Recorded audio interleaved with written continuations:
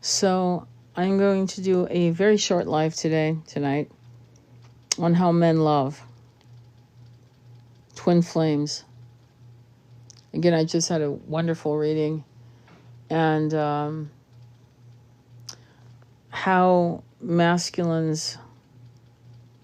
toxic masculines who happen to be connected on a soul bond, either as a high-level soulmate or a twin, and how they're unable to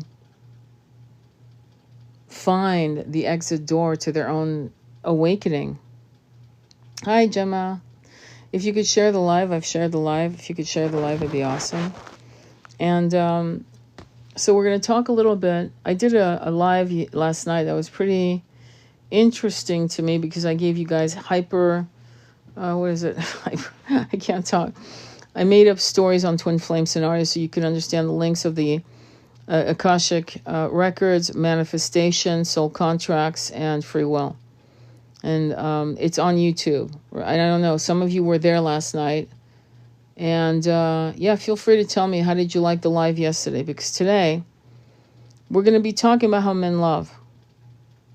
And how men love and will love you and still choose someone else. I'm going to tell you actually a true story. So I have a client who's been on the journey for 11 years. And she's hit the wall. Because he'll never wake up. And when I say never, I mean in the timeline that is going to make sense for her. So he ended up, and I'm going to give you some graphic detail on sex, because sex is very important in this conversation. And so the sex with them is off the charts. Again, one of the things that is very famous between twin flames and twin rays, and I'm not going to go through meta flame and all kind. I just don't want to go. Let's just keep it simple. Twin rays and twin flames. The sex is unhinged. It's transcendental. It's healing. It's purging. It shakes the calcifications in your auric field, your somatic body, and your chakras. I kid you not. It's something that you will not experience. If somebody's taking ecstasy, you could, I don't know, hit a watermelon and be happy, okay? But so I don't want to talk about sex or this kind of sex you may have had or heard of people having when they were on some shit. That's not sex the way I'm talking. I'm talking about beautiful energy, beautiful awakening, the best ever, sleeping like a baby, waking up again in each other's arms and going at it again, and more healing and elevation. It's Tantra. It's why Tantra was invented thousands of years ago. It's Tantra. Okay. And then you'll have a twin flame who will experience that with you. Okay. Well, we're going to go with twin flames who have had sex with each other. They've had a very fantastic sexual experience. And then they just literally, it's like an explosion. Like they literally are thrown against opposite end of the room. And then you'll hear of a twin, and this is a true story. So I was reading for this woman. She's still a client of mine. And I was saying, because, clients are very comfortable, because I'll tell them details, unfortunately. And I'm very sensitive about it, but I'll still give them the details because they have to understand. And I said to her, listen, he's not really enjoying sex with her. She goes, I don't understand that they just got engaged. How is that possible? I go, I don't know. I don't. All I can tell you is the sex is not fulfilling. I don't know what it is, but I'm seeing attempts and then stops and then, let's just cuddle. And they're in the bubble of love, meaning this fake love, this future faking. And he's going with it. He's putting a mask on, and she's putting a mask on, and it's very unhealthy. So they ended up getting married, these two people, and the twin flame feminine, the divine feminine, was like sitting in the sidelines watching it go down. And she had made a pact with herself. If he gets her pregnant, I'm fucking done. I'm never talking to his dumb ass ever again. I'm not going to do this. And because it's a twin, of course, she did do that. He did get her pregnant, this other woman pregnant, and And they continued, her and her divine, her twin. I'm not going to call him divine masculine, that's for damn sure. But this divine feminine continued interacting with her twin because it's her fucking twin. And it was taking a long time for her to realize he's an asshole. In other words, in this incarnation, he's a piece of shit. I love his soul, not his personality. I love his soul, not his ego. I love his soul, not who he is in this incarnation. Do you understand? And finally, she kept asking me, well, is he enjoying sex? Why is he coming at me? I go, well, if he was happy with at the very, because men are basic, okay, when it comes to that. If the sex was unhinged with this woman that he's married to, you wouldn't have a shot in hell. And he would tell her, I don't know what it is about you. I just can't stay away from you. I want you. I want you. I want you. And finally, she kept saying, well, is he doing anything with her? And I said, yes, but for whatever reason, it feels as if they're stopping. Finally, one day he tells her, I'm too large, and she's always complaining. She has from the beginning that she can't take all of me. And by the way, my client is like 5 foot, petite body. And why do I tell you that? Because when you're twin flames, the physical differences don't matter. It's like something, it's just like a supernatural. Your body just fits, hand to glove. And she couldn't believe it. She goes, that's what you've been saying all along. I go, yeah, he's not finishing the act, is he? And she goes, well, how the fuck did you get her pregnant? Barely, I mean, I don't know, like, fuck. And she goes, I don't understand. Why is he with her? And it's ego. And sometimes I have to tell the truth, well, sometimes, every time I have to tell the truth, but the truth is sometimes the truth is hurtful. I said, because she looks good on his arm.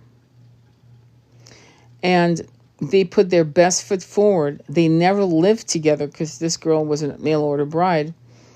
And now that they're living under the same roof, the reality is hitting. And now the marriage, I told her the marriage is already dead. It's been dead for a while. It's a matter of when, not if, when. Meanwhile, her twin has gained weight, looks like shit, and is very unhealthy. Why? Well, because he's with the wrong partner. Or in the wrong situation. Do you understand? Because what happens with twins, and this is known, this is another known fact about twins, is when twins are together, whether they're in union but even in the periphery of each other's energy, or lovers, but especially when they're lovers, meaning they're meeting up, making love, blah, blah, blah. They look fucking, if they're good looking, they're going to look gorgeous. If they're kind of cute, they're going to look very fucking pretty. There's a light from twin flames in union, or at least twin flames in sexual union, if nothing else, that ignites a light. And it's extremely attractive to the opposite sex. One of the other things that's known about twins is when they are separate or together, the opposite sex will flirt. I mean, it's because there's something about the energy of twins together that is incredibly magnetic, charismatic, and desirable. And it's something I caution twins quite often, especially with twins that are in union. I'll say, be careful. Don't go for the okie doke. Like, don't let your ego eat up the attention of these people, because what they're looking at is something they want. They want a piece of that. They want that. And they don't care if they'll harm you to get a piece of one of you. Jealousy is a real thing. Couples that are charismatic and magnetic and sensual and glowing and happy, and there's this just energy that flows out of them. Low vibrational souls will want that. It's like a vampiric energy. And there's jealousy, honestly. But what I've also found, okay, is that in twin flame connections, one of the twins will be more advanced, and I mentioned that yesterday, and the other twin will be more into attention seeking, validation from outside sources, and trauma. But even though the masculine twin is toxic, dealing with trauma, dealing with self-destructive behavior, sabotage, and so forth, they can still love you. And they will love you. And they will love you the entire, in other words, their entire incarnation, they will love you and think about you. So I was doing a reading today, and the twin is having dreams about this other woman. It's a completely different client. He's dreaming about her. And what happens with men is they'll think, well, I don't understand. I'm with what the world wants me to be with. I'll just give you an example. You know, I'm with a girl that's like 5'7". She's 120 pounds. She's really beautiful. Oh, sure, her tits are fake, but whatever. The world loves this, and I should want this too. And meanwhile, you're a real woman. You're real. Whatever. You've done a couple tweaks here and there, whatever. But the point is, in his mind, he's like, I don't understand. I have a better version of that. And the world wants what I got on my arm. Why can't I get my twin, and of course they're not referring to you as a twin, my ex out of my mind? And they will love you. And they will do things like take a piece of your, they'll steal perfume and like spray their pillow with your scent, or they'll spray, or they'll say, can you put that on my handkerchief, or can you just spray my hand? I want to smell you. Men are extremely, when men love, they love so completely that they're frightened by it. When men love, and twins, even if they're toxic and wrong attitudes and whatever, they will be destroyed. They know you will destroy them. You know it too, but somehow women, I think, are more resilient because we have a support system. Innately, as women, we talk a lot, and men don't. There's no one to talk to. And usually if you tell a man, oh, you're down in the dumps because you got your ex, what do men say? Plenty of fish in the sea. Plenty of fish. No, there aren't plenty of fish. There's probably 2 fish in the sea for you. Marked for you. Thank you, love. You'll have a high-level soulmate, so it could be your first fish, and then your twin. Does that make sense? And men on the collective level are having the wrong conversation about love. And all we have to do is look at romantic love. All we have to do is go back to the ancient stories of love, of how men love. And so when men go with like a new person, right, let's say, and you say, well, she's just easy. I'll tell you how easy she is. I'm going to explain it to you. So let's go back to the first client, who's a divine feminine, and her twin has married and impregnated another woman, right? And I'm going to be blunt, and you're going to be shocked. If that woman, this mail order bride he got, died, he wouldn't be destroyed. He'd bounce back within probably 3 or 4 months, 6 months maybe. You'll hear people who were married for 20 years, and then suddenly the guy's dating, or the woman's dating like 10 months after the death of their spouse. 20 fucking years. You're out fucking looking for new love. Were you crazy? 10 months? Because they all married people that they could live without. They all married people that wouldn't destroy them if they died, right? I'll give you an example, and it's a true example. It's my mother. When my dad died, they had a 27-year marriage. When my dad died, she was in her PJs for 2 fucking years in the house. We could not get her out of the house. That's love. That's the kind of love that scares the shit out of men. And a twin flame love, and by the way, I'm not referring that my parents were twins at all. I'm just saying it was a soul bond, a very high level soul bond. But let's go back to the conversation of men. So when they marry a woman they're not just marrying a woman that's easier than you, because see, just in your presence, you're demanding them to show up with integrity. And some of them can't. So they'll go with the okie doke, some chick or whatever. And if she died, of course he'd be hurt. He'd actually cry and he'd go through sadness, but it wouldn't fucking destroy him. I was talking to my son today. He was telling me about a neighbor of ours. This was back in Pasadena. Like, this was like fucking 10 years ago, 11 years ago. But anyway, him and his wife, they bought an apartment and they lived and blah, blah, blah. And she left him and he went on H. He was a big H addict. It fucking destroyed him, her leaving. He never got over it. And what happens is men will hear stories like that, because, I mean, even if men don't talk, they oh, your ex. And then they'll, dude, what happened to you? Jesus Christ, it looks like you've been hit by a car. Dude, come on, man. Like, get it together. She's not the end of the world, her leaving you. She was a bitch. She was a whore. Look, she left you for another man. You know what I mean? That's how men talk to each other. Your average Joe Blow, not a high divine masculine. But they're not saying the right things. And so these men go into a complete collapse, internalizing their pain. Now they've been shamed into feeling a bond that is severed, and they're destroyed by it. They don't, and some of them don't recover. Men will also know, and at this point I can add the gender of the feminine. Guilt might make your twin who's left you, maybe they left you for whatever, and they left you for a distraction, they left you for something else, whatever, okay? But you'll want them back no matter what, no matter what, whatever it costs, right? And part of them won't come back to you, not because they don't want to come back to you, but because they know that you can do better than them in their mind. They know that they will never fucking give you integrity and truth. They're too in their negative looping. Some of them are very much addicted.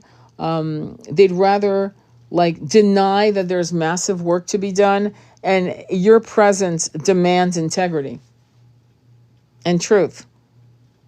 And so in their mind, they'll say, you're better off without me. I'll never fucking be faithful to you. I'll always be an addict. I mean, they might not even say that much, but they'll say, you'll never forgive me. You'll never forgive me because I can never give you what you deserve. And so they'll let you go, even though you are the love of their fucking life. They will scream out your name, having the big O with another woman, out of habit and out of bond. They will seek you out. They will see a woman walking, and they're behind, and and it looks like you, and they'll think it's you, and they'll hope it's you, and it's not. And they will fight tooth and nail this obsession. They'll call it an obsession instead of the howling madness of grief of being separated by a twin. Or let's just call it a high soul bond. It will be so impossible because all along you became their oxygen, and now the oxygen was sucked out of the room. Men love in a way that is so all-encompassing, and they act like they're so cool and chill. And you don't find out about it until it's near fucking too late, or never. Never. And I blame men groups. I blame men. Because if men could talk to men the way women talk to women, we wouldn't have such a high suicide rate, and we'd have a lot of more men in union with their divine counterpart, their divine consort. Men are failing. You guys are failing each other. You keep talking about males. What is it? The epidemic of loneliness. You guys did that. We didn't do that. You fucking created that because you can't seem to sit with your brothers with integrity, allowing vulnerability, opening sacred space, and making them feel not safe, not foolish, not stupid. Dude, man, plenty of fish in the sea. Get some more pussy, man. Let's get drunk.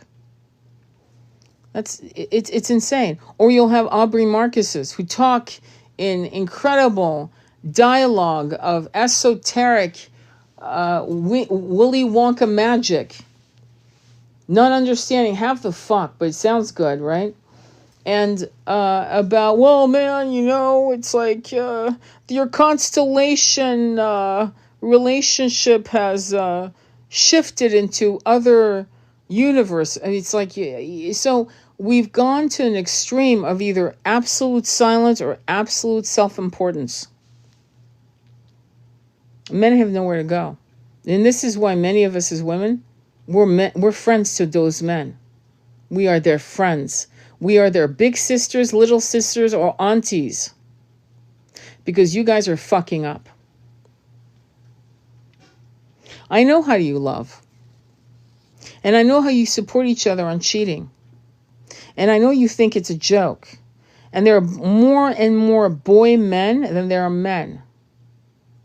And boy men, and there's nothing wrong with being boyish and fun. And then when the shit hits the fan, you fucking come out a man. You're like, holy fuck, this guy's got the eyes of a tiger. I'm okay with that. But most men aren't like that. And boy men are weak men, and weak men are dangerous. They're dangerous to me, to women, to children, to society. And I remember telling this story, and I'll tell it again. I'm never tired of telling that story. Because for many of us who are twin flame, many of us are divine feminines, dealing with a twin flame who is addicted, in denial, arrogant, self-entitled, having narcissistic qualities, behaviors, cynical, doesn't believe in this, that, and the other. I love when poor men that are broke and just totally fucked up don't believe in anything. I love that. I'm like, I almost feel like laughing, saying, dude, you've been broke since you were for 35 years. Don't you think maybe you should start new methods of fucking thought, consciousness, shifting? But many don't. They're arrogant and they're stubborn, and stubbornness is stupidity. The only time stubbornness will help you is when you are in a situation where you are on a marathon, decathlon, traveling on foot, studying for an exam. Then stubbornness is fabulous. That means it's called tenacity. But the way men love, and let me go back to it, isn't supported by the masculine community. It's supported by the feminine community, and we're just now trying to get men to really realize that women are to be honored, protected, loved, cherished, seen, valued as equals. You know, there's some men out there that say, you're pretty smart for a girl. I'm sorry, what? What did you say? Wait, hang on. What? And you have to remind them, you realize I've been a man in many incarnations. That means I'm pretty smart for a human. I just happen to be in the body of a woman. So there's so much deconstructing, but I do know that when men know, they know. I know of a story, and I'll tell you this other story in a minute, of a man who went to Mexico, met this Mexican lady. You know, they were very young. They were in their 20s. And he knew. I mean, he didn't even fucking speak Spanish, but he married. Within 24 hours, they were married. And they were married 40 years and had 2 boys. Kid you not. When men know, when men look at across a crowded room and say, she's my wife. That's my wife over there. That's my wife. They just know. So you guys have an intuition. You have a capability of psychically knowing the right one. Like damn near immediate, like... Pfft, it just, boom, it's called divine downloads, right? And you know. And then you'll get involved and, you know, you'll win the girl, right? Win the woman. She'll come in and become your beloved. And you'll then start making sure that it's going to be a very hard relationship because, I don't know, you want to self-destruct. You want her to not love you. You don't feel worthy of love. And then this is also where we come in as women, where when the man acts up, goes into his silent moods or shuts down or screams. I mean, there's certain things you don't, as women, and men should understand this, you should never tolerate, which is a man screaming at you like you're a bitch and a man putting his hands on you. Those two things are no. I don't care who they are, what the soul pact is. But let's talk about men who go silent on you, because that's very interesting, where men shut down on you and you get triggered as a woman. Now, what I have learned over the years is that men they need their silence. It's how they process. And for women who are always chatty, we're very chatty people. We need to always get to the bottom of everything.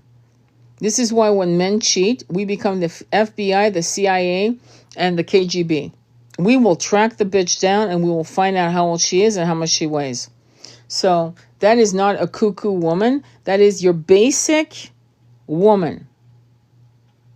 Your basic woman who is massively into you, massively in love with you, will fucking find out who's taking her man.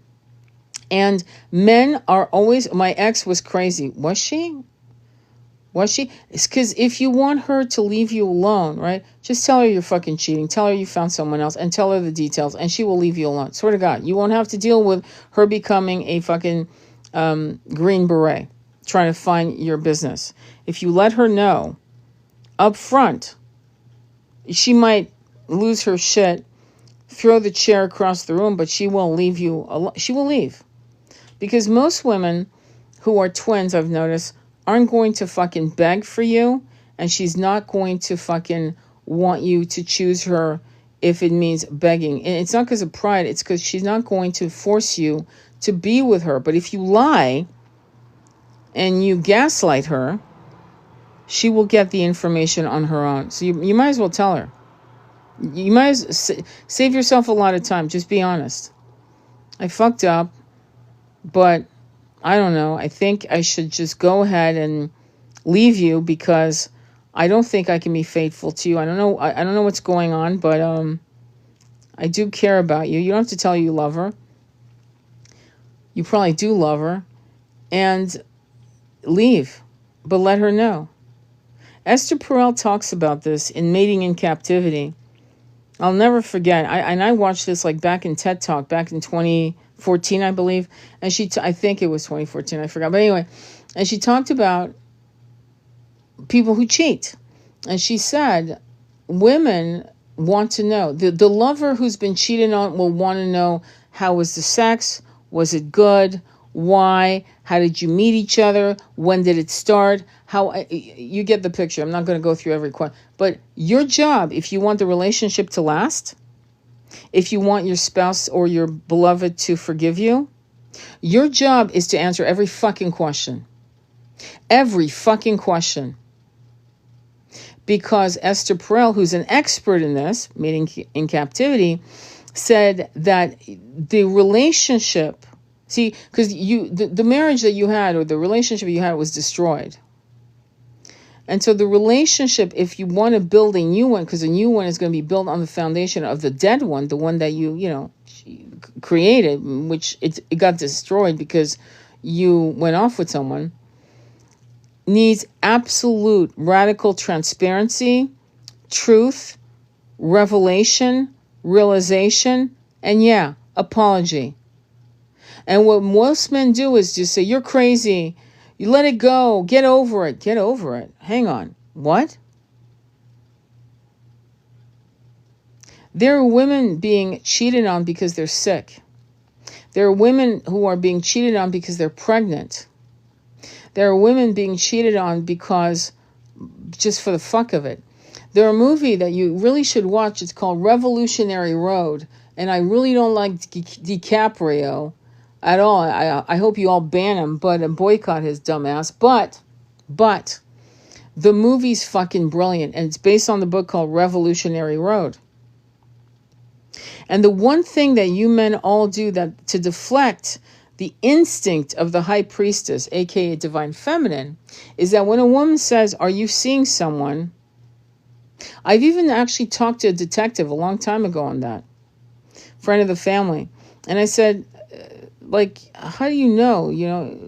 When women come to you, is it paranoia? He goes, and he said to me, I'll never forget, he said, paranoia, like that. He said, no, it's not paranoia. 90% of the time, the women are fucking correct. They are cheating. All we do is get the fucking pictures to prove it. So my point to you is, when a woman is asking, there are two things that could be going on, to be fair. One is you're doing way too much porn. You're doing so much porn that you're actually, and by the way, the body doesn't know the difference between you pleasuring yourself watching images on the screen, whether it's a OnlyFans chick or whatever, Pornhub or whatever the hell you're going to. But the body doesn't know the difference. It feels This is why manifestation is so powerful. Because at this point now, you're using your sex magic capabilities for the wrong reasons. But anyway, so you're pleasuring yourself doing your porn, and you're doing it again, and you keep having your favorite girl. Maybe her name is Sally on the screen. And Sally just has you, and you have fantasies, and you're even thinking about her when you're doing it with your counterpart. Because, and plus you've got addiction issues of some kind or whatever. You've manifested the energy of that woman in the house now. And so when your twin, your divine feminine, comes to you and says, is there someone, are you fucking someone else? She's not being paranoid. She's picking up on your sexual energy focused on other people, or in that your fantasy girl on screen, which is stupid, really. And I'll tell you why. Because in your root chakra, as you're exploding into whatever your little fantasies, what's happening is that you're castrating your power, because now you are manifesting lack. Because that girl will never, Sally on the screen, she doesn't even know you're alive, number one. You're screaming out, Sally, Sally. She doesn't even know you're fucking alive. She will never say your name. She will never love you, never touch you, never inhale your scent, never. She just wants your credit card number. She wants your CVV on the back of the card to make sure that it goes through. She doesn't even know. Somebody else is taking your information. In other words, your whole sexual energy has been handed to plastic and computers and systems that is vampiric. Now, that does happen, that the woman is picking up on that, and you're getting mad because, because whenever you're being questioned, you're getting mad because now you're getting mad because, she's questioning your integrity because you're not cheating. No, but you're doing porn. You're doing porn, and she's picking up on the fact that you are focusing your sexual energy, your freshness, to some stranger. So that does happen. And I remember doing a reading for a woman, and she was an older woman, and I saw all these young girls, and I swear to God, the cards were falling. It was funny. I was like, hang on. And the guy was like 72 or something. Not that a 72-year-old man can't be hot and have bimbos running after him, but that was not the case, trust me. And she was saying, I think he's cheating. And I went, no, I don't think so. Something else is going on. Let me check. And I was looking at the devil card, all these chicks and all this energy. And I was like, wait, hang on. Is he into porn? She went, oh, yes, he has a porn addiction. I go, yeah, well, that's why I'm seeing all these girls, because it's not that he's cheating on you. He's heavy into porn, and it's coming up because the sexual energy is genuinely being used. And so when you're intimate with someone who's doing that, you're picking up on, wait, there's someone else in our bed. Like, there's an energy there's somebody else. I know there is. And you get frustrated. And the guy denies it and gets mad. And I'm going to give you some news, my little young friend, my masculine friend. Be honest and tell her, oh, I'm doing a lot of porn. I'm probably overdoing it. That's probably what you're picking up on. Be honest.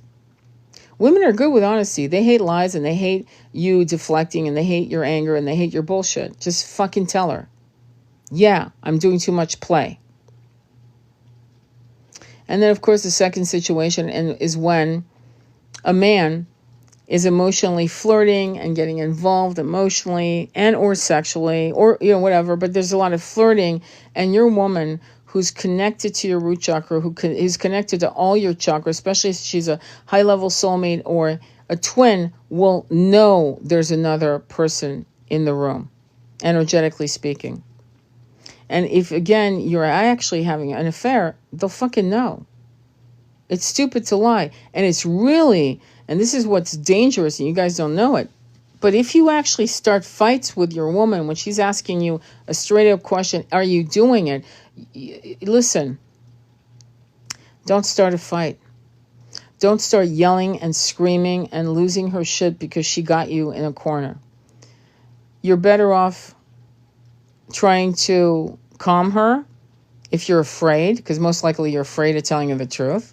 You're afraid of this relationship that you really value, or else you would have packed your shit and left to go with the other chick. The other chick is just fun. It's like having a McDonald's. You know you shouldn't, but you do it. Or you tell her the truth, You don't do that to her. You don't do that to any human being, because the boomerang karma is a bitch. Especially if you do it to your twin feminine. If your divine twin feminine is you're gaslighting her, you're triangulating her, meaning when you you flirt in front of her with other women, you're making her like compete. Like, the only thing I can tell you is make sure that you make other women jealous of your mate, not the other way around. It is your job as a masculine, if you want to become a divine masculine, to handle your business as a grown, emotionally mature male. That's when you become a divine masculine. Your divine feminine is going to digress if you fuck with her again and again, mentally. If she keeps having to figure shit out because you won't just come clean, you are now putting a soul in harm's way, because now her frequency is dropping. You're destroying her brick by brick. And the universe, it doesn't take kindly to that, because now the law of do no harm, well, you're doing a lot of harm. But I will say that if you love a woman and her presence makes you feel like you should do better, my question to you is, why wouldn't you want to be a better man for her? Fuck her. Why don't you want to be a better man for yourself? Why don't you want to be a better man, father, figure, mentor to your inner little boy? Instead of letting him fall apart. That little boy of yours is constantly being shut down by your big voice. Instead of you opening the cage you've kept your little boy in, and hugging him and holding him and listening to him and giving him space to cry and rage, and then realizing I have to step up. I got to parent my little inner child. And when you do that kind of work, then loving someone with all your heart won't be scary.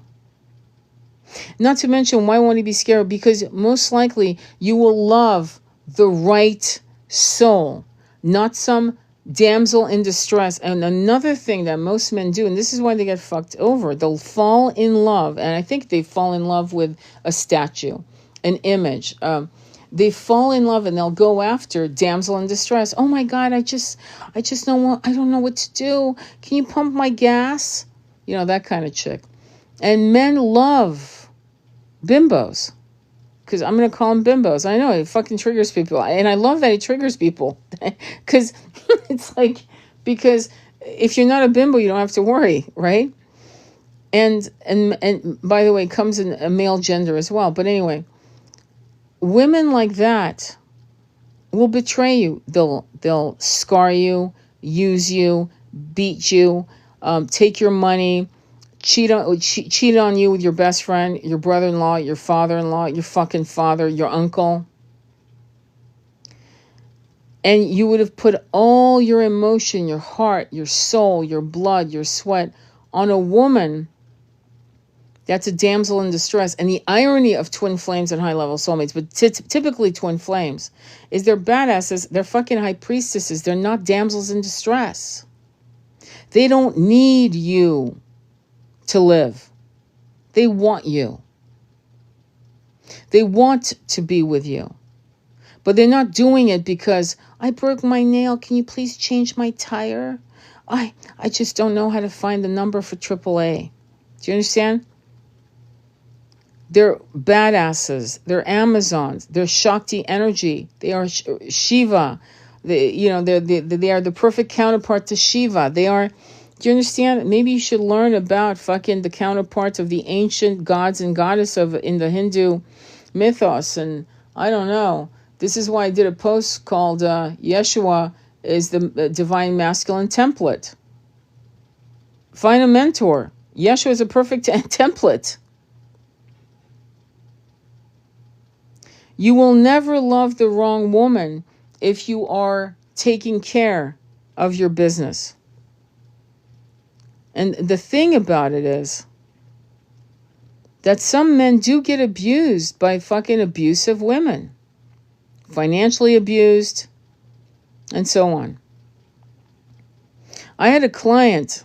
It was laughable. He had just met her. She was, good looking woman, incredible body, the whole thing. He'd met her in Florida. They met each other once. Just so you know what men are going for. Just because I'm trying to be fair, but I am kind of being a little rough with the man, but to be fair to the masculine. So this client, a gentleman, for real. But the next, so he met her a week or 2 weeks before. He travels back to California. So he's only been on one date, a date and a half. They had breakfast.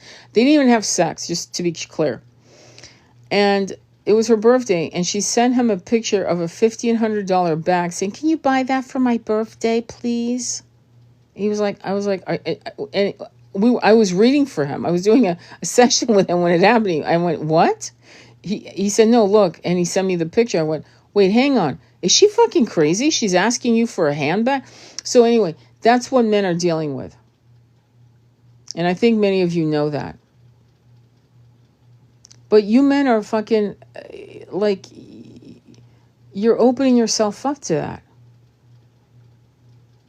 A high priestess is never going to pull that shit. A high priestess doesn't want your money. She wants your attention. She wants your loyalty. She wants your love. She doesn't want a fucking handbag. A handbag can't make her sleep in your arms. A handbag isn't going to make her have a big O. She doesn't want the handbag. She wants you. And you guys are fucking up. Because you are still playing the old template of the player, the bad boy.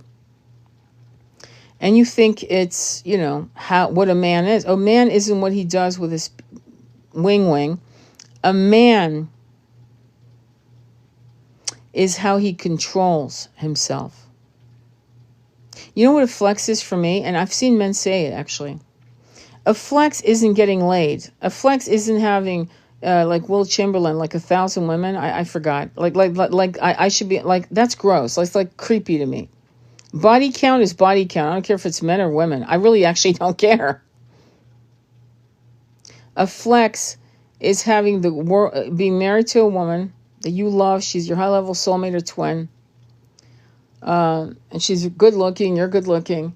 And then the woman of your dreams, the dreams that was sold to you by society and marketing and social media. And she wants to go to bed with you just for the hell of it because you're kind of cute. And the flex is you having absolute COCK control, and you don't. That's the flex. The power. I think of Shaolin Masters. The great Shaolin Masters, the great samurai warriors. I don't think the ones that were famous were getting laid left and right. I think they had a lot of, control, control, lots of control. So the flex is really, like getting into your integrity and honoring yourself. Because ultimately, when I do readings and I see that a man is cheating, the 10 of Swords comes up, for example, 5 of Swords, a 3 of Swords, I could go 7 of Swords, and the king, I'll give you an example, and the King of Cups is upside down or whatever, and you're not just cheating on her, you're betraying, you're the one stabbing yourself in the back, because it doesn't matter if it's her and another person, you're cheating yourself. You're playing very, very small. You want to feel that the template you're playing on is your masculinity when you've forgotten what it was to be a man. When you see that scene, I remember, I think I told some of you, I actually bought the movie 300 because I wanted to see real men. And I don't mean muscles, I mean integrity and honor and valor. And in it, the King of Sparta, I forgot his name, Jared Butler, whatever. And there's that woman. I love her as an actress. She's never done any plastic. She's amazing. I love how she's allowing herself to age and she's still quite beautiful. But anyway, there's a scene before he's about to go into the final battle against the great, what was his name? Cyrus. I think it was Cyrus the Great. I'm not sure. I could be wrong. Or some other Persian king, right? Titanic king. And they make love. But you see the interaction between them. There's massive respect. The sex is hot, off the fucking charts, right? Massive respect. They honor each other. They're equal in each other's eyes. You know what I mean? And she says, come home to me with your shield or on it. I think it was a famous thing. Anyway, so why am I saying that? Because you guys have lost the fucking plot on what it is to be a man. And everyone's always looking for father figures and brother figures and masculine figures, but we have none. And it came to me that some of the men that I really love in my life, okay, either ended up raising themselves or were raised by women. Some of you have been lucky. Like my son was lucky. He had a good father. He had the father of my son was raised by the most degenerate piece of shit you could imagine. But the father of my son raised himself. Everything men told him to do, he did the opposite. And in that journey, he became a man of integrity. He defined what manhood was, and it wasn't fucking every bimbo that wanted to fuck him. And trust me, he was a very good-looking, very tall, very powerful man. He could have had any fucking 20-year-old, any 30-year-old, damn near. He was that good-looking. But that wasn't what he wanted. He wanted connection. He wanted to heal himself. There was things he needed to go through. And then his time was up. And many of you are crashing and burning. Some of you aren't even dying with power. You're dying with fucking impulsivity, mistaken ODs, car accidents, depression, fear, disease, alone. Or with women that really don't love you. They really don't. I'll give you an example. When my husband's, the father of my son's father died, when he died, because he had left his mother, when he died, he was with this woman 20 years, something like that. And when he died, she didn't try to hustle on the money to cremate or bury him. She actually let the hospital have the body. When a woman loves a man, and when a man loves a woman, and their body, they're dead, you're not going to just give, you're going to do everything to honor that body. Everything. You're not going to just throw it away like try. Oh yeah, whatever. Bye. Is it free if I leave him here? Yeah, it's free. We'll donate it to science. Oh, okay, bye. Okay, great. Thank you. We'll do a memorial. When people love each other, it's incredible. They'll move mountains to honor the body of the person who they licked from head to toe. They're not going to abandon. We've normalized a lot of weird toxic shit. Like, for example, your ex-wife.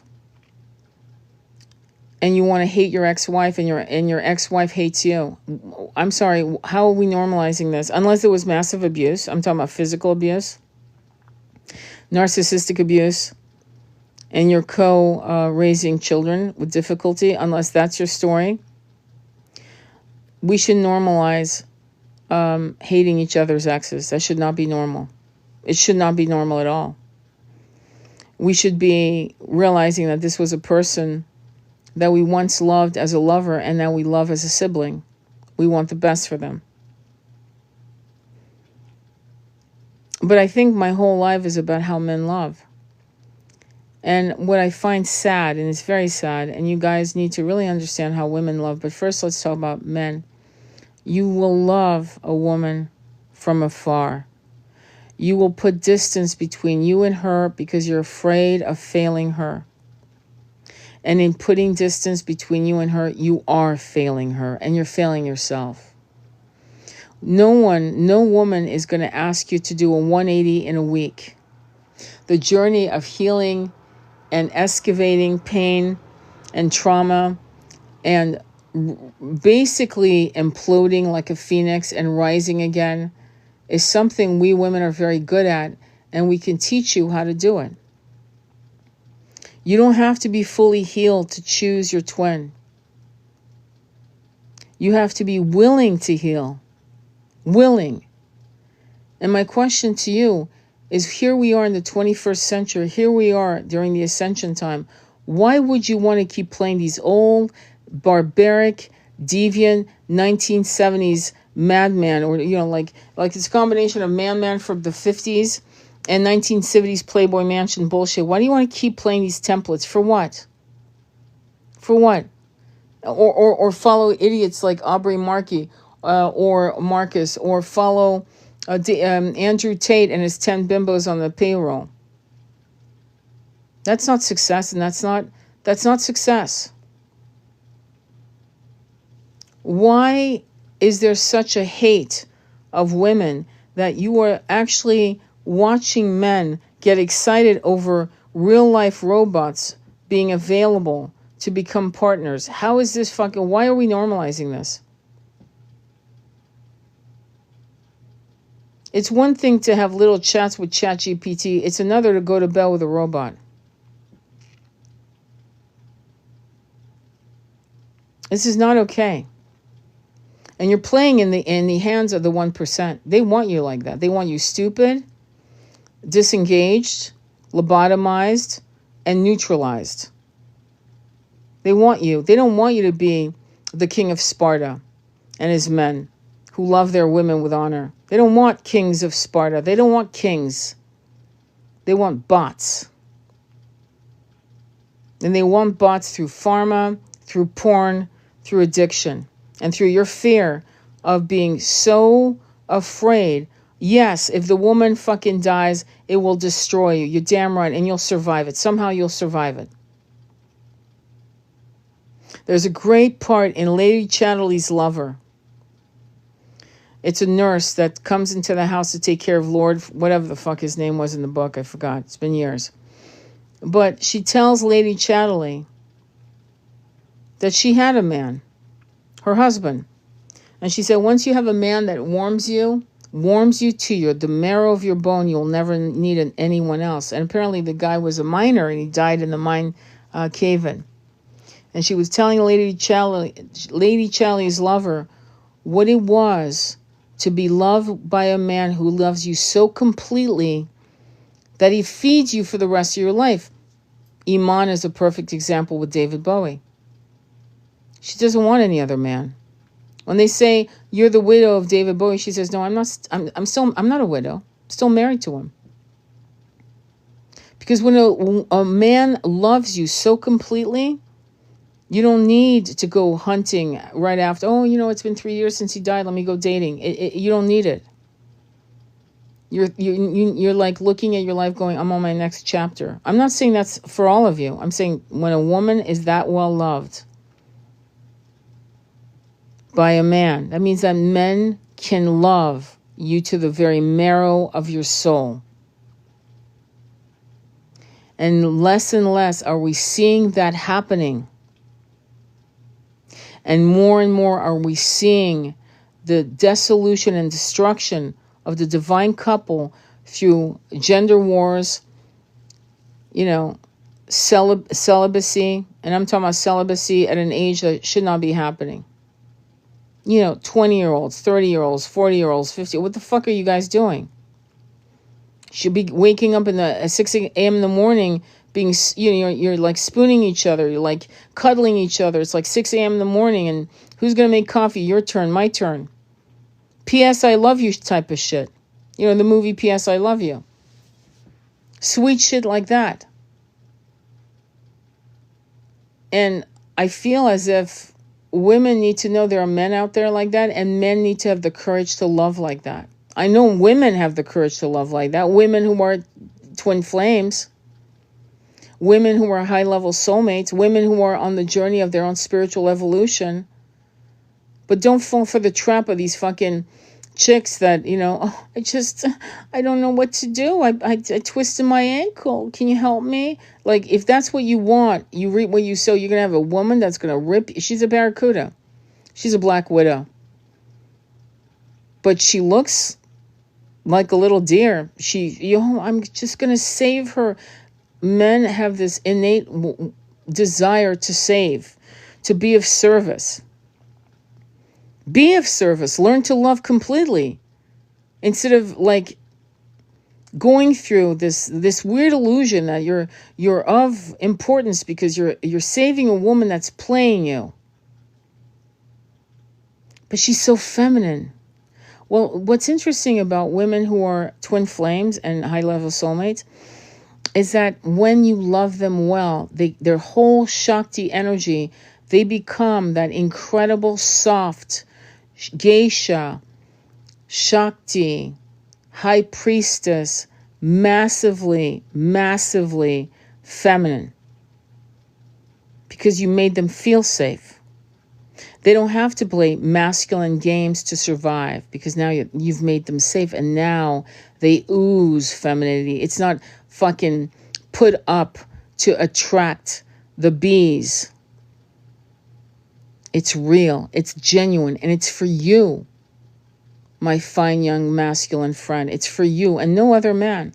Oh, she'll get action because now she's dressing a certain way, feeling a certain way about her body. Her sensuality is oozing out of every pore. She's glowing like she's just been made love to. And every man will smell that out. I mean, don't worry. But the thing is, it's genuine and it's for you, not for some other male. She's not trying to get male gaze. She wants your gaze. See what I'm saying? And that is something that I think you've got to decide. What kind of man are you going to be? What wolf are you going to feed? You know what I mean? And let me see any. We can always get into one of their apps if it needs to. Exactly. Revolutionary Road is a hell of a movie. That's a very important movie to watch. It honestly, I'd probably watch it once, maybe twice, and never again. I'll never watch that movie again. It's too fucking intense, and you guys know why. When you speak brotherhood, what about brotherhood and patriarchy against divine feminines? Brotherhood again. That's not brotherhood. Those are bullies. It's a mob. That's not brotherhood. Has integrity. Sisterhood has integrity. It's just like, I'm not going to be a sister with women who fucking bash men and bash women and compete and they're toxic as fuck. That's not sisterhood. That's a mob. It's a mob rule. It's bullies and it's incomplete people. So it's not even a question. You know what I mean? Absolute truth. Been listening, but still don't hate. Exactly. Exactly. Bald. Exactly. Same week ago. Triggered too. Few men indeed. So and you got to be willing to be with a woman who's going to call you out. Just like I have friends, female friends, that will call me out when I step in dog shit. They'll go, "You stepped in dog shit, you're fucking up, Tony." I want those friends. I don't want friends that aren't going to tell me the truth. Just like your woman better tell you the truth. If you're fucking up, she'll call you out. If she's fucking up, you're going to call her out. I did do 2 videos back in 2023. You may want to check them out and they're very easy to find because they both have in the cover white-haired elder people. They're elderly. One's the feminine and one's the masculine. And it talks about what men want and need. And quite often men need to process in silence. And this is something very triggering to women. And men need to understand that women are agitated. You need to literally, come on, little girl, sit on my lap. They need that sit on my lap moment. And you're not there to fix shit. You're there to listen. If a woman is agitated, it's good to take her on a walk. I don't care if I remember me and my twin, we go on a walk at like 2, 3 o'clock in the morning. And granted we were out in nature in the country, right? But I'd have my little headlight on my head and he'd have his and it was brisk and cold and we'd see the moon and the stars and this and that and we'd talk or we didn't talk. It was silence. And it was good. It was very good. And so, there were moments in the beginning where he wanted his silence. He wanted to process and I didn't understand. One day he handed me an article that was all about that, about the man cave. And I had a hard time accepting that because I took it personally that he wanted his silence. He wanted to process. And men, need that silence. That's how they process. And we need to fucking communicate. So my advice to you is when you're done with your fucking silence, get out of the room and tell her what's going on. Tell her what's going on. Tell her what is going on. Or write her a letter. But let her know. Let her in. Just like you need to be let in as well.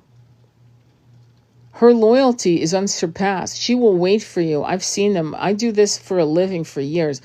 Twin flames will be celibate for fucking years waiting for you. And meanwhile, you're fucking around with damsel in distresses and bimbos and your own lack of self-worth and your own knowledge that you in a way you're saying to the universe, I'm an asshole, I know I am, but if I'm with my twin, I have to actually grow up, and I don't want to grow up. That's what you're saying. It's exactly what you're saying. Because why would you walk away from home? You know, when you're in her arms, you feel like home, you feel complete. Why would you walk away from incredible, untamed, wild, sweaty, fabulous, fantastic tantric sex? Why would you walk away from a woman that's going to be as curious about spirituality and whatever you guys are exploring as you? I mean, it doesn't even make sense. Why are you self-destructing? Why do you want to play small? Why do you want little minds as your lovers instead of a great mind in your bed? That makes you grow, that makes you think, that actually triggers new concepts, new growth. You know how powerful twins are when they're in union? They fucking manifest the impossible. The impossible because they tripwire the whole thing. They're fucking alchemical hackers when they're together. You're playing small. Well, what about money? Money will come. Swear to God, it will come. Twins will manifest money. Twins will manifest shit that no other couple can manifest. That's a twin. Why? Because we were given that gift, because we fucking earned it. Thousands and millions of incarnations. We've earned it. We know things. We know how we work. We don't even have to talk sometimes. We know how we move in bed, out of bed. When you allow other people to infringe on your particular current, that beautiful silver cord that connects you and your twin, and you allow other people to infringe on that space, you're fucking up. Oh, and by the way, those of you who are doing that to twin, you're fucking up too, and the karma is a boomerang. If you see twins, and you should be able to recognize them. Sometimes you can recognize them by just seeing them because they're so... It's the way like David Bowie met like Iman. Like it was like they met through a friend. It was immediate.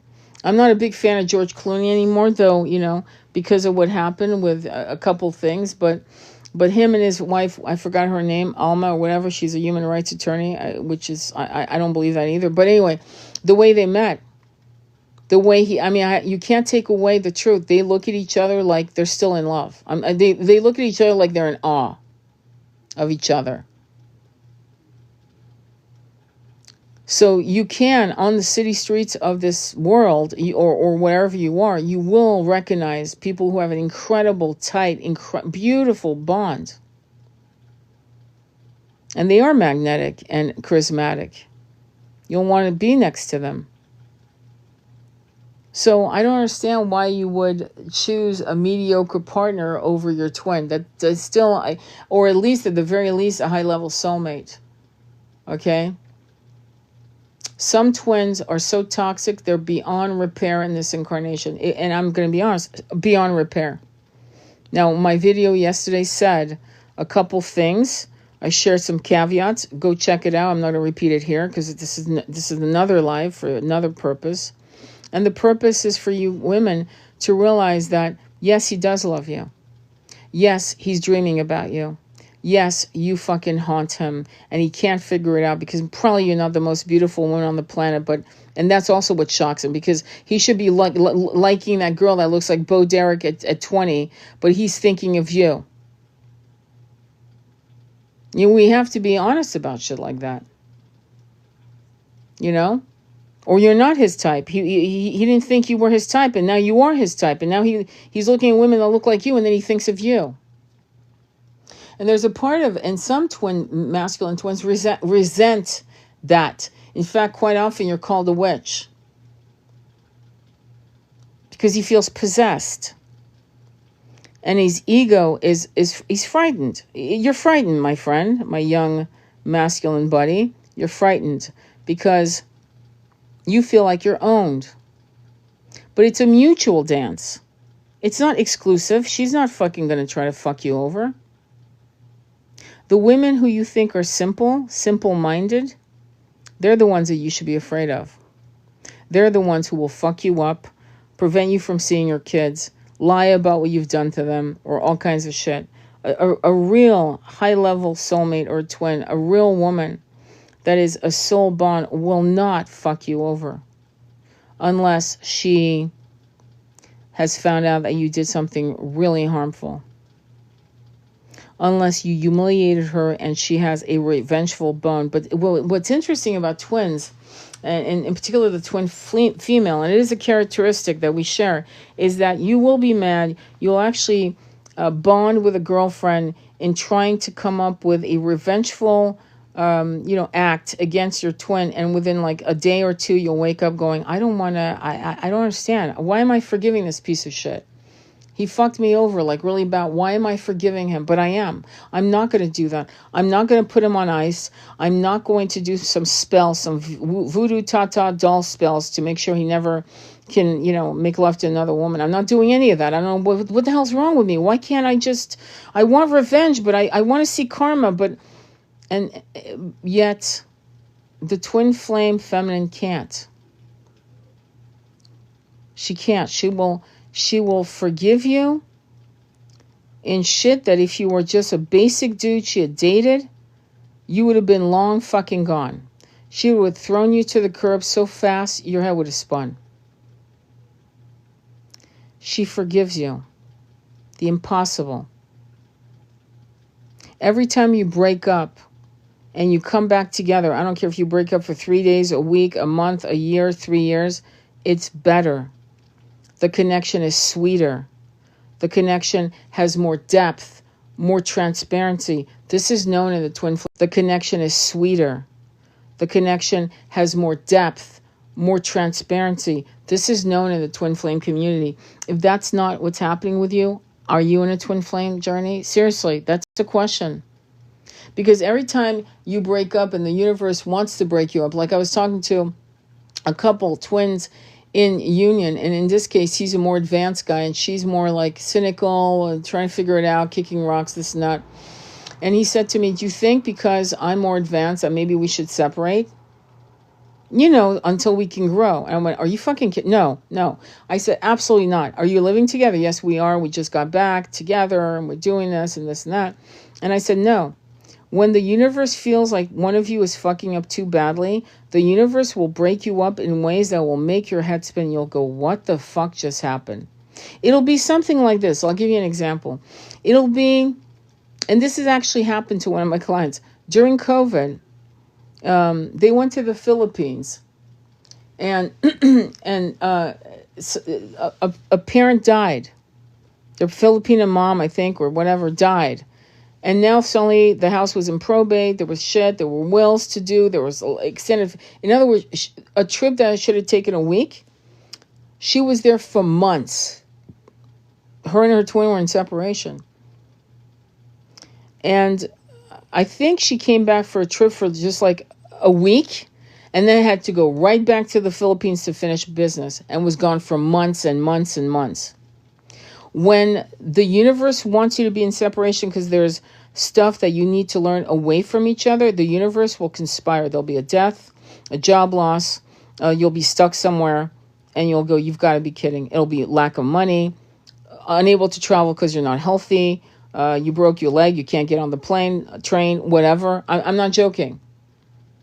So when you guys are in union, you leave the shit alone. The universe will tell you if they want you in separation. Trust me. And when it's time for you to come back together, you will be together, stay together, and do the work in the same room. In other words, do the work.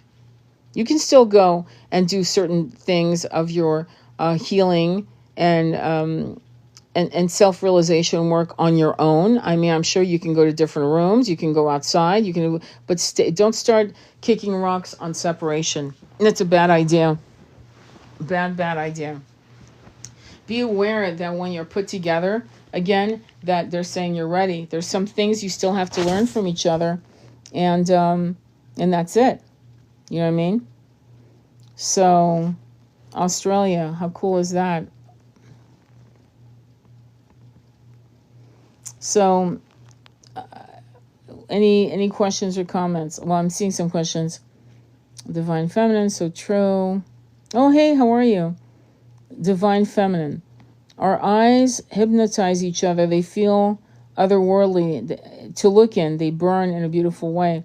If they gravitate back to a toxic family, carrying that patriarchal toxicity into connection with, if they go back, well, there's a lot of twin flames like that, to be honest. I'll give you an example. There's a twin flame on this older cultural system of, the word, like, for example, in the Hindustani culture, there's the culture of arranged marriages. There's the culture of, I actually love the culture because also there's the culture of the whole family living together in a big mansion. I think that's awesome.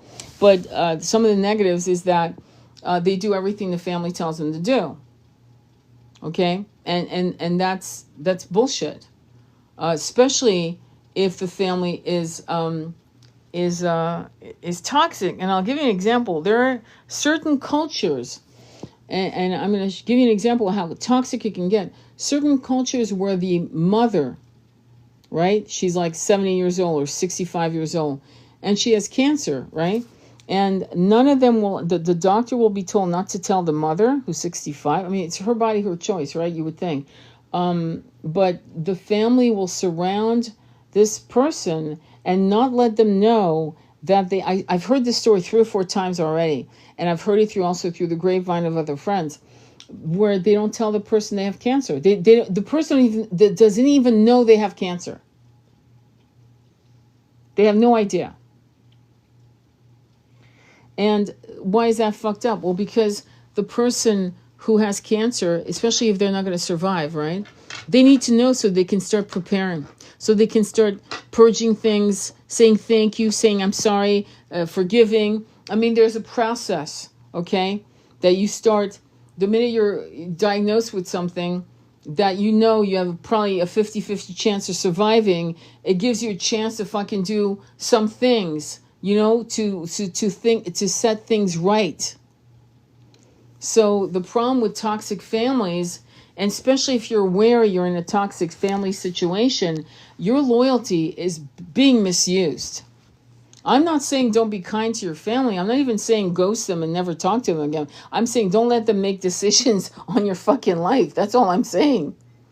If your mother gets sick and she's, she needs your help, go fucking help your mother, for Christ's sake. Absolutely. And take care of your mother until she takes her last breath, or your father, or whoever, your whatever, right?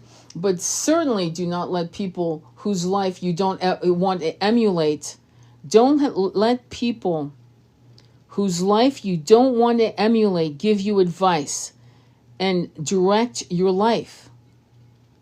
And I can tell you that I've seen, and I work with a person that's got a huge extended family where some of his cousins are, these are grown men, they're in their 30s, you would think. But yeah, the matriarch and the patriarch are treating them like they're fucking 12-year-olds and telling them who to go to, what to do, how to do it. It's insane. It's insane. To me, it's wrong. And I think that the reason why we have a lot of problems with the masculine not knowing how to be a masculine for the most part. And we do have great templates. We do have amazing masculines, like Sasha Stone is an incredible masculine, in my opinion. I think David Bowie, after he went through his drug abuses, his alcohol, his transgender shit, his cross-dressing, his bisexuality, all of that, finally he went through a journey of evolution, excavation, burning and purging. And did you notice when he was done, when he went to he went into, I think it was called the Thin White Duke era. I think not long after that, he met, I think it might have been hang on, I'm trying to think. I think 5 years later, he met Iman. So he had to get his shit together before he was a match to her frequency. So as you got to realize that sometimes the reason why you're not in union with your twin is because your twin needs to go through a massive levels of multiple purgings. And especially now with social media and the pressures and these weird inferences that, let me put it that way.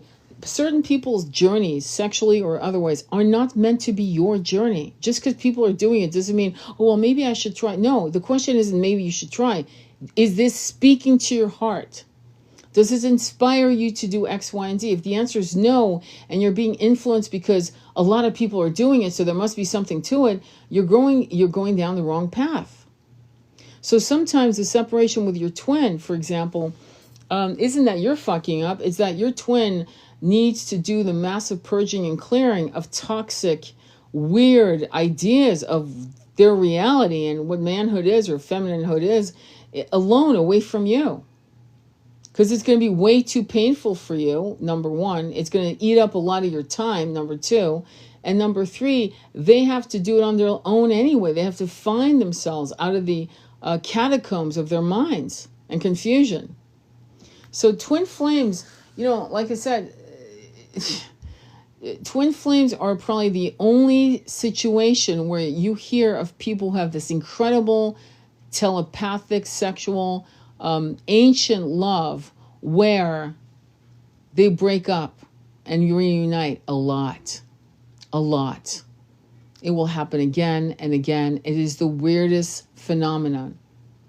Because typically your basic, let's low-level soulmate or person that, maybe, from a neighboring village, a spiritual village, soul, you have a connection where you've had past lives with this person, but they're not a soul-bonded person. They're not even a high-level soulmate. They're definitely not a twin. And, you date, you have sex, you have fun, it's good, and then it ends. You're not going back to them, and you aren't. In fact, at some point, you'll look up and go, fuck, I don't even remember what they look like. Damn, what was their name again? That's not like that with a twin. Not at all. It doesn't matter if you first met at 14 in junior high school, you don't talk for 20 years, you're 34, they're 34, let's say, and boom, something catapults you back together because now it's time. You know what I mean? So it's really interesting. But I mean, if you think that twin flames is all about the cuddling and the snuggling and all of that, no, it's a massive triggering. And usually it demands transparency and it demands you to literally allow everything to fall away that you think protected you. Again, I'm going back to Michael Singer's book, The Untethered Soul, where I think it's chapter 3, where he talks about how you have a thorn on your side and you want to protect it. So you protect it with all kinds of contraptions. Like the problem with the masculine, and we're going to call him the twin masculine, is that he knows he's going through something. And instead of just saying, I'm going through, I don't know what's going on, I'm having a fucking meltdown. Listen, I love you. I think I need to sleep in the other room, and it's not you. I'm baby. It's not you, but you're going to have to give me some time. And we as women have to say, okay. Would you like breakfast tomorrow? I don't know. And they're kind of agitated. Leave them alone. Leave them the fuck alone. And this is something that we, as human beings, are going to have to learn how to kind of reset ourselves. Because it's funny, because in the 1960s and 70s, when they were building these homes, they'd have a den, D-E-N, a den, where men would go to their den. Isn't that funny? Like the den of a bear or a wolf. They'd go to the den, close the fucking door, and it usually had books and this and that, and they smoke a cigar and have a fucking brandy and chill alone. So it is known that men need that alone time. And unfortunately, men don't understand that it triggers the shit out of the women because they want to know everything now. And we women have to exercise patience and tolerance, and we need to just chill. That's it. And when we get into our masculine energy as women, it's because, and this is a warning to you men, if you see your woman getting masculine, it's because she doesn't feel safe with you. You're not making the right decisions. You're not fucking planning. You're not making it happen. And I can tell when men fuck up. I'll give you an example. What do you want for dinner? Well, I don't know.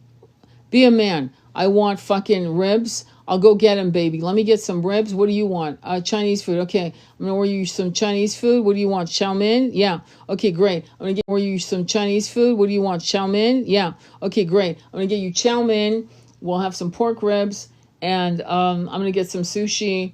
And yeah. And I'll get some kombucha. We'll have fun. If you can't make a decision on a fucking meal, take possession of the conversation. Like, make a decision. Say, baby, I'll tell you what, I'll surprise you. And come home surprising her. And don't surprise her with shit like a McDonald's bag, a Happy Meal. Get real fucking food. I know some of the smallest things that you guys think is not important is fucking important. It will drive a woman crazy. She'll be like, what? We're going back and forth? It's fucking dinner, man. It's not fucking brain surgery. We're not trying to figure out who's going to be the next Nobel Peace Prize winner here. And to be honest with you, a man that can't even decide on shit like that, like, well, what do you want for your birthday, baby? I don't know, Jamaica or Puerto Rico, and then fucking book the tickets. If you have the money. If not, plan it with your woman. I think we should go to Puerto Rico. Why? Well, because of X, Y, and Z. Okay, let's go. Okay, do it. Let's do it. Because as long as I'm with you, wherever you go, I want to be with you. Because wherever you go, it's going to be fun. So, like, decisions. And again, when a woman turns into a man, it's because you're not making decisions. You're not making her feel safe. And she'll start fucking hating you for it. She didn't incarnate to be a woman, to be a man. Trust me. None of us want to be men. When I was with my twin, I never felt more feminine. In fact, people used to say I was hyper feminine. Hyper feminine. And it would shock me because it was so, it's like, what the fuck? But I was dressing and I was putting myself out there because I felt so sensual and powerful and magical in my own way, because my twin made me feel like a woman, because he had qualities of alpha type male energy, where he took, he'd say, I'm going to do that, let's do this. And he would like, let's do this, let's do that. And I'd be like, great, a man with a plan, I'm there. Not fucking kicking rocks back and forth. And most women who are going to be in their feminine energy because of you is because you are, they feel safe with you. I can't say that enough. They feel safe. They know you got this. And that no matter what, it's going to be a blast. And sometimes women have to also plan. Sometimes your man's going through a hard time, whatever that is. But you can't always be the role of handling that business. But I feel for me, and maybe you don't agree, maybe you want to have this weird androgynous relationship with your partner. I know I don't. I fucking don't. Now, did I make decision? Did I organize shit and do things? Of course I did. Of course I did. Of course I did. And I made sure the house was a certain way. We had beautiful things, and there was beautiful food, and there was beautiful energy, but he would take, like, okay, baby, you're not sleeping. You want to go for a walk? Come on, let's bundle up, baby. Let's go. I'll make you a hot chocolate afterwards. That's how he would handle it. And I'm sorry, but it was good. It felt good. And then we go and explore. And I'll give you an example. One of the best memories I have is camping with him. And we're going up the mountain. We're fucking exhausted, sweating. It's 10 o'clock at night. We left too late, but whatever. No one's complaining. No one's fucking attacking the other person. We decided to lay down for an hour on the ground, looking up at the stars, cuddled in each other's arms, like just looking at the stars in silence. And he had bought little votives, and there were like 20. Once he set up camp, there were votives, like 30 votives, that he had lit up while I was in the little tent, getting changed into something warmer. It's like men can be so incredibly romantic and loving, and they can have such a generous heart. But I do know that men's egos need a feeding, and this is something you men have to control. The damsel in distress is the barracuda. She's the sheep. She's the sheep in wolf's clothing. Meanwhile, you have a pantera, a black panther, a beautiful high goddess, who is in all her light, genuinely present, genuinely wants to love you, is genuinely loyal to her death. And you never have to worry about her and your best friend or any man. She wants no one else. Whereas your damsel in distress, she'll always upgrade. And you guys as men, that's the one Achilles heel you guys need to fucking learn how to not be, well, you're being played. You're being played. And that's, and you're going to be alone. You're going to end up alone. Because you can't win this fucking game. You cannot win this game. If a woman like that wants to upgrade, she will always upgrade. You know, I made a mistake. I'm going to actually be honest with you about it because I really thought, I'm going to be more careful when I say shit like this, but like Billy Carson and his Elizabeth. And I knew I'd made a mistake when he got called out on the Bible thing, the Barnabas. Anyway, I don't know if you remember, but it was a big shit show. And she came out and she was trash, the way she spoke. She was trash. And now I'm watching her doing lives. I've blocked her, by the way, because I don't like her energy coming on my IFYP. But she's not saying anything at all. And she's divorced, and I think she's looking to upgrade. And I could be wrong, you know, I could be totally wrong. But, you know, like, for example, Aubrey Marcus, and I'm going to bring them up as an example. So a lot of content creators are asking the right questions. And by the way, they're males, they're masculines. And the question they asked, you know, as they're like reviewing Aubrey Marcus and Villana, they could be twin flames, by the way. You never know. Because twin flame males will play the polyamorous game. But anyway, I regress. Let's go back to Aubrey Marcus, Villana, and Alana. And the question was, if Aubrey Marcus was working at Walmart as a car mechanic, changing your tires, would they go for that fucking threesome type of thing? And I think we all know the answer. Come on. We all know that fucking answer. But I'm going to tell you something. If she is his twin, let's just hypothetically play a little game, just for the hell of it. If Villana is Aubrey Marcus's twin, the answer would be yes. She would actually do it. I mean, she would be with him, but she wouldn't. But he would not be able to have another, a third party. In fact, he couldn't afford it. You know, the reason why he's able to bring in these other women is because he has money to travel here and there. He takes them here and there. You know, they went to Egypt. You know the story. But if he was a guy just at a hardware store making, I don't know, 50 grand a year, no, the answer is no. They wouldn't fucking go for that. Let's not play games. But a twin flame, if Aubrey Marcus really had a twin flame, let's say, I'm thinking Villana for a minute, but honestly, I think it's too absurd to even consider. If he really had a twin flame, which I doubt, but let's just, for the hell of it, yeah, she would, actually. She would. If he lost everything he had, she'd still be there. That's a twin flame feminine. It reminds me of the Iliad with Penelope. I think her name is Penelope, or I forgot. The one who's weaving the cloth while Odysseus is out there for 20 years.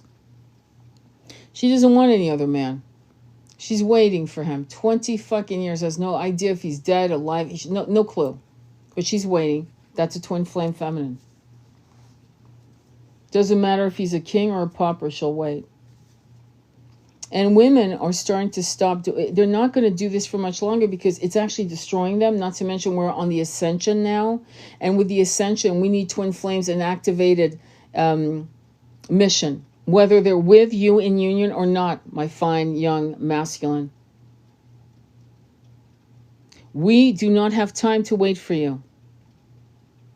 We have shit to do. So in union or not, we need to activate all of our divine feminines out there. And that independence isn't a feminine rage. It's to bring in the ascension. Our big need for your arms and the nectar of your scent, we're shelving it to bring in the new age. Do you understand? Now, some women are activating feminine rage, which is creating a gender war, which is toxic as fuck, which is counteracting ascension light codes, because it's not a rage is not a frequency match. But these women sadly have to raise their frequency, who are twins, in separation. They have to raise their depression. They have to raise the dark night of the soul. They have to become so transcendental that they trust that in this life or the next they'll be in union with you. They have to literally take all the courage they can muster to say, the most important thing I can do is ascend, because if I ascend, then my twin masculine is more likely to ascend. And so I'll do it. But I don't know. There's an old Greek story. It's almost like Persephone, but it's different. I'm trying to remember but I'll give you the story. So this guy, he's a young Greek kid, beautiful kid, and he's in love with this girl. And she somehow she dies. And so she goes into the bottom of Hades, right? Hell, in the bottom of the ground, all the way into the very core of the earth. And he's trying to figure out how to get her back. He really loves her. And I think somebody tells him, you have to go and get her at this time of the day, but you must promise me that you can never look back. No matter what you hear, no matter what is said, do not look back, because if you look back, she will be thrown back to hell. So he finds her because, they have an incredible soul bond, and he loves her and she loves him. And they start walking out of the bowels of earth, through the caves and the catacombs. And she's saying, please love me. Are you mad at me? Turn around. Look at me. Look at me. And he won't look at her. He remembers, the guidance. And finally, they're about to hit the fucking exit. He can feel the wind and he sees the moon rising. Please, please, just turn around. Just show me that you love me. And he turns around and she's fucking catapulted back to hell. We can't turn around to see if you're behind us. And these women love the shit out of you. But the ascension is for it's for something that's bigger than all of our needs individually and collectively. And so we can't turn around. We can't wait for you. We're trying to create something bigger than this.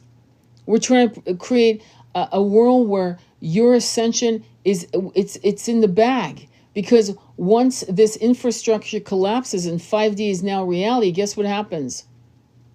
Your shit, my fun young masculine, your fear, your self-loathing, your addiction, it starts literally sliding off you. Because you are connected to your twin. There's a silver cord between you and your twin. It stretches across timelines. That's why even when you die, you're still in union. And so we're fighting for something bigger than the moment of the nectar of your arms. We're looking for the long haul, we're going for the long play. But when you guys come together in union, you help the collective. It's a domino effect of conscious awakening and activation, especially for the masculine. Because we women have always been high priestesses. We've always talked. We've always been in circles, quilting circles, knitting circles, weaving circles, speaking, embroidery. You guys were at war trying to survive.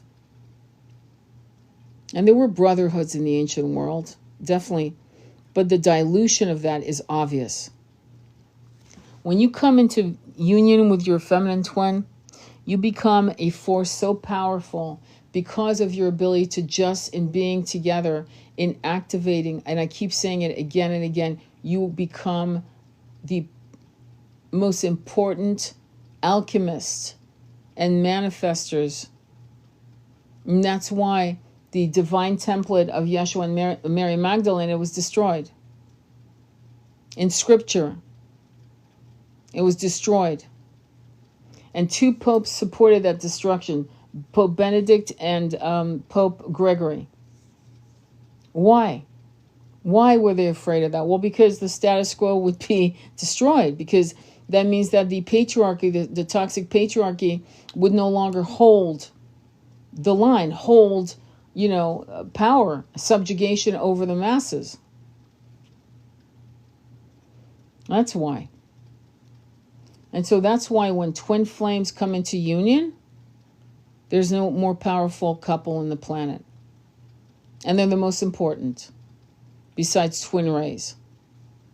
And so that's why. So there's a lot. So when you run away from your feminine twin because, the sex was... I'll tell you a story.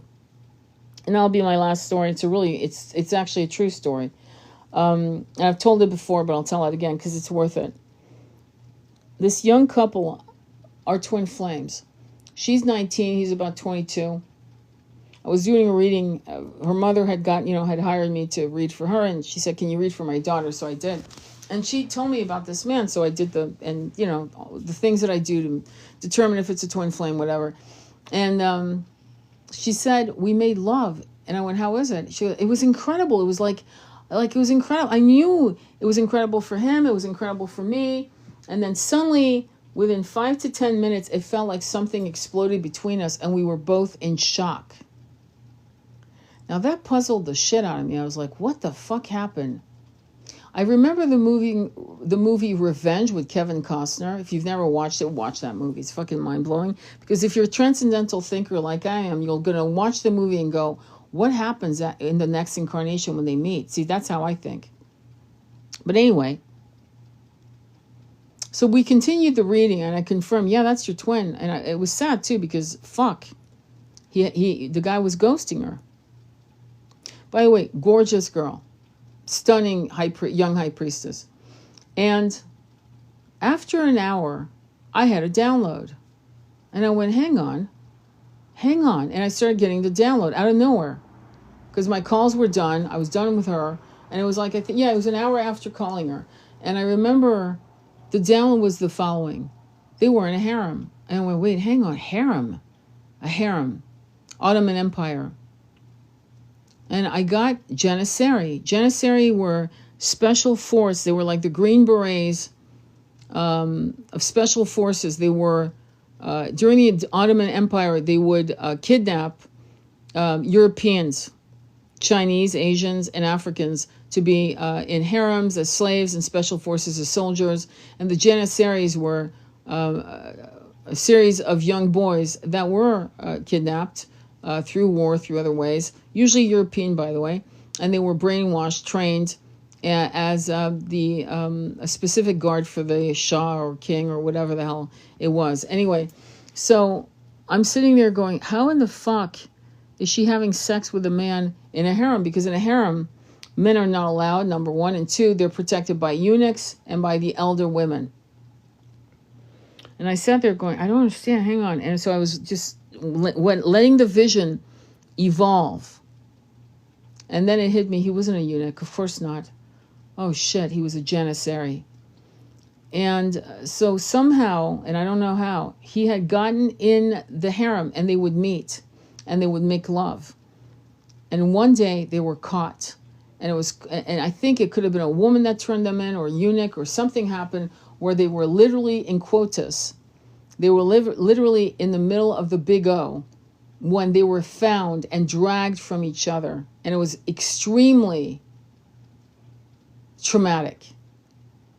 Because one, their root chakra was engaged, as you all know. 2, they were in the middle of an explosive O. 3, that was the last time they ever saw each other. He was tortured and killed, and she was tied up, as they would in those days, put in a bag, the bag weighed down, and thrown over into the sea. That was how it ended. So I called her. I texted her first and said, can I talk to you? I've just had a massive download. She went, yes. I called her. And I had to explain to her, as I explained to you, what I'd seen. And she went, oh my God. I went, what? She went, at the age of 13, I think it was 13, 14, she said, I had a special project. I was obsessed with it. It took me a whole year to do, on the Ottoman Empire. Mic drop. So he's still a runner. He has not been mentored by men. He's been mentored by red pillars, incels, boy men, broken men, addicted men. He has no mentors. He has nothing to look at. Every blue moon, I'll see a sacred masculine talk. And the sad part is that they're fucking preventing many of your videos from going viral. Most of the men that I follow that are sacred divine masculines, they probably will have, if they're lucky, 100 likes. That's it. And you might say, well, that's a lot, Tony. And I'd say, yeah, no, it is a lot. I get you. But what I'm saying is the ones that are viral, the men that are actually influencing young men, are assholes, and the divine masculines that are being shadow banned, that are the real thing, are being shadow banned by design, because the messages some of these divine masculines are saying are pure, beautiful, passionate, and they're filled with integrity and healing wisdom, and they're not. How come? How come? You got to ask yourself, what the fuck are we? Why is it that the viral assholes are fucking viral? And the men out there that are really saying some heavy shit, like water bear medicine. There's another guy, African-American man, who's a twin flame divine masculine, who talks about his stuff. Why are they silenced? Well, I think I know why. Well, first of all, they don't want you to ascend. They don't want me to ascend. And they don't want the divine couple in charge of the Aquarian age. The Satya Yuga, which is the opposite of Kali Yuga. Kali Yuga is the age of iron and blood. It's what we've been, experiencing for thousands of years. Attila the Hun, Genghis Khan, Caesar, brutality, barbarism, colonialism, Columbus. And we're going into Satya Yuga, and Satya Yuga is the yin and yang. It's the balance of the masculine and feminine energy, not gender specific, just energy. And I don't know how long they'll be in separation. Could be that they're in separation for fucking 20 years. Could be that she ends up with a baby from someone else, and he has children with someone else. Because there's no templates that are becoming viral. The motherfuckers that are viral in the twin flame world are Twin Flame Universe, Twin Rays in Ashland, Oregon, and there's some others coming up that are full of shit. And I'll tell you that right now. They sound cultish. You can tell they haven't really walked it and lived it. And they're out to make as much money as possible, because this conversation for them is a cha-ching, not an ascension. Ascension is not connecting to dollar bills or pounds or euro francs or whatever the fuck, or nothing like that. It's connected to energy, frequency, and freedom, autonomy. It's connected to pure water, pure food. It's not connected to fucking skyscrapers, private jets, and cigars. You see what I mean? And they're terrified of losing their nectar. The powers that be don't want to lose. They will do whatever they can not to lose their little scepters and their crowns and their little, their elitism. They want to be elite. Because, if they didn't want to be elite, they would take money. And there are people that have done it. I've heard of it. I remember I think it was in my late 30s, I heard of a guy, I forgot, but he was in Canada. He had $1 billion and he gave it all up. He gave it all to charity, which was a mistake because we know what charity does with it. Cha-ching, cha-ching. Let's get a bonus check. They don't do shit with it. You know that. I know that. It's a hustle. There are people who are now rolling up their sleeves who have $300-400 million who are saying, I'm not writing a check to anybody. I'm going to build it myself. I'm going to build a community for homeless people. I'll do it myself and with my team. I'm going to hire a team. That's the only way you're going to know that your money's used correctly. But my point is that they want the gender wars. They want the race wars. They're trying to pick a fight on the race wars. You know that. You know that. And you know, Haley Williams just put out True Believer, a white woman, a Southern white woman no less, who fucking sees the bullshit and wrote a song about it. And it really, that song is really healing for people. And many people are healing and are enlightened and are self-realized and are coming back to right the wrongs. Many of these white people, for example, to give you an example, that seem to suddenly understand things that none of their ancestors understood. You know why? Well, because they've returned from having incarnations as black men and women. Just like some of us who are of color were white men and women. It's like, or Asian, or Hindu, or it's like many of us in the spiritual community realize the absurdity of the concept of a race war. We know how dumb it is. We know we've been everything. LGBTQT rights, whatever, right? It's like, I've been a gay man. I've loved my men. I've been a gay man. I've written poetry about being a gay man. Why was it so easy? Because I've been a gay man. But today I'm a straight woman. There's a lot of things that we need to really fucking grab back. It's our birthright to be free. It's our birthright to be in union with each other. And it's our birthright not to live in union with each other in a 3D infrastructure that is very brutal to people like you, starseeds like you. So anyway, I think I'm going to go now, but I wanted to thank you for listening. And I want to thank you so much for your... It is common for TFs to have past lives in some kind of harem dynamic. No, I was just talking about that one. I have no idea. That I've never had a download of a harem in my entire fucking life. I've done Akashic readings for years now, and I've never had a harem come up, swear to God. I've had people being burned at the stakes a couple times.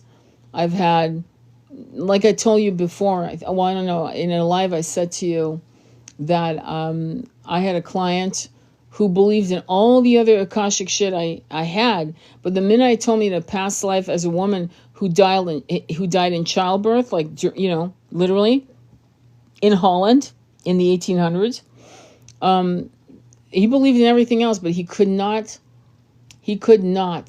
allow himself to believe he had been a woman, number one, and that he died in childbirth. You know, like he was literally pushing a life out that he was a woman. So again, it's insane. Oh, you're welcome. Oh, thank you. You're welcome. Yes, thank you. I'm glad you liked it. Thank you. I love my gay son, and I want him to be happy and free to enjoy love. Exactly. No, there's reasons why. In fact, I did a live yesterday, which you'll enjoy if you go and check it out, where I talked about a straight man who fell in love with a man. And he fell in love with that man. He wasn't going to have sex with other men. That was something that was really extraordinary. He says, I love women, I love breasts, I love ass, I don't understand. And then and I said, is he my twin? Because I can't understand. And he was his twin. And so similar to a woman saying, I only want this man, my twin, which I completely understand. And again, go watch the live. I did it yesterday. He was very similar. He said, I don't want any other man. I don't want any, I'm not into men. But I don't know why, but I'm into him. I want to do things to him, not to other men. I haven't suddenly become gay. I'm not bisexual. So it was driving him crazy until I said, no, well, the reason is because it's your twin, of course. Yeah, there's this bond. And of course it's gonna, and when we are twins, there's a rumor that's going around. I don't even know where these fucking people get it. They say that twin rays don't have sex with each other. They say that twin flames don't have sex with each other. They say that meta flames don't have sex with each other. Fuck meta flames. It's meta ray. If we're going to use the terms, let's use it correctly. It's meta ray. Ray meaning light, and meta, meaning literally some twins, and it's complicated. It's not so easy, but some twins have been in separation for so long. And some twins were split and then split again. And so there's a dilution of their bond. It's still powerful, don't get me wrong. But a meta flame is more of a we are from the same source, and we have the same higher self. That's a meta ray, okay? We have the same higher self. Does that make sense? You have let's put it that way. Some of you have a higher self, and your masculine twin or high-level soulmate has a higher self. Does that make sense? Whereas a meta ray has one higher self, which would have been Yeshua and Mary Magdalene. They would have been meta rays. I say twin rays because it's simpler, and I don't want people to ask me what's a meta, but whatever. But the point is, they have sex. I mean, this is why do you think I did these images of Yeshua and Mary Magdalene in different ways to show intimacy? They were masters of tantric sex. Are you kidding me? And it was when they were in quotas, Mary Magdalene and Yeshua, they were actually collapsing any residue of their respective lineages, sexual residue, you know what I mean? Though to be fair, she had been trained in Isis and the Isis temples, and so had Mother Mary been trained in the Isis temples. Okay? But there was this incredible template that was our birthright that was given to us 2,000 years ago, and it was hidden, buried, bastardized, and people fucking lost their lives trying to. One of the groups that were hunted down like dogs was the Knights Templars, and it was not all about the money. Trust me. Whenever they wanted you out of the way, they'd come up with all kinds of witchcraft bullshit. And typically, and this is women's studies, and this is known, whenever they wanted your land, they just accuse you of being a witch, and boom, they could buy your land because now you were dead. It's that simple, you know? So my divine masculine friend, you need to make your own decision as to what kind of life you want to lead. One that's filled with the abundance and nectar of being with the right partner? Or are you going to allow the fear of the unknown destroy the very thing you've dreamed of holding in your arms your entire multiple incarnations? Do you think she's not ready for your vulnerability? The question I have for you, are you ready for hers? Women implode. The old template of speaking to women to shame women for bleeding. Oh, God, your fucking period. You're losing your mind again. You're going through the menopause. You're losing your mind again. Do you understand something very carefully? That women who can cycle like that, it's the perfect working machine. It's an organic machine that is like a fine, ancient clock that expresses nature, the moon, the sun, the season, and she's clearing out stuff. She is holding sacred space for you in her womb. And when she bleeds, she not only releases what she needs to release out of her own to clean herself, to reset herself, but she's also, all the stuff she held for you, when you entered her body when you were hurting and she was picking up your energy like a sponge, she's releasing that as well. It's much more complex. And again, men, these toxic little men boys, have normalized shaming women that go through their menses. And I don't understand it. I remember one day, I'll never forget, I was working, it was like when I was in my late 30s, I was working at his job, and he said, oh, you know, my wife needs tampons. And I went, well, go get him. He goes, what? And I was like, yeah, go get her some tampons. What's wrong with you, dude? He was like, oh, hell no, I never do that. I go, so you're going to hit it, you're going to have it, but you don't want to take care of it? And he was like shocked. And so I've been very blessed to be around men who understood how to take care of a woman on her period, who were very much involved in taking care of a woman on her menopausal journey. And I don't understand men who don't understand that, who don't serve their woman. Just like if you had issues, she would serve you with herbal teas, special vitamins, special drinks to make sure you felt good, make sure that you were, you know, on a reset, a journey of healing, on a fast, on a massage, a lymphatic drainage, you know, whatever. It's a give and take, you know what I mean? It's like you give and you take, you receive and you give.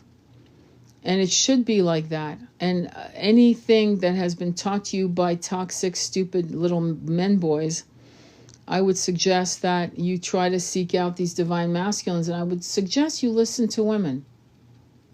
Because quite often when men went out to war and never came back, it was the women that raised boys into sons. And good women raise good sons, and toxic women raise men boys. I don't know how else to say it. So, all right, sending you much love. My husband gets my kids and I tampons. There you go. He's a good man. Unless it's medical, of course. A topic I don't understand is being in a twin flame asexual relationship. Is there such a thing? It's only a platonic relationship if they're trying not to have sex because they're both married and they want to honor their vows. But if twin flames are in a celibate situation, the only other reason would be illness, like cancer, illness, right? Or fear, massive fear. You know, like whatever, you know, fear of being, I'll be blunt, fear of being vulnerable, fear of falling in love. I mean, because the minute you start having sex with your twin, all the bonding juices are flowing. You're reactivating even more of a crystalline grid that bubbles you into this bubble of love together, right? And that's common sense.